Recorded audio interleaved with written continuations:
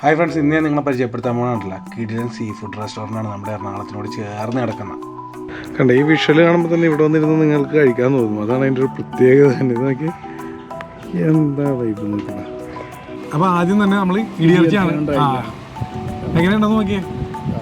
Okay, കൊച്ചിക്കാരൻ പൊടി കഴിച്ച് നോക്കിയിട്ട് ഇപ്പോൾ കറക്റ്റ് അഭിപ്രായം നമ്മളോട് പറയുന്നതായിരിക്കും. അങ്ങനെയുണ്ട്. അതുപോലെ ചെമ്മീൻ റോസ്റ്റിൻ്റെ അമ്മ ഇപ്പോഴും ഓർക്കുമ്പോൾ വൈകുന്ന വെള്ളം വേണം. എന്നാൽ അതിൻ്റെ ഗ്രേവി മാത്രം മതി ചോറ് മുഴുവൻ നിന്ന് തീർക്കാൻ.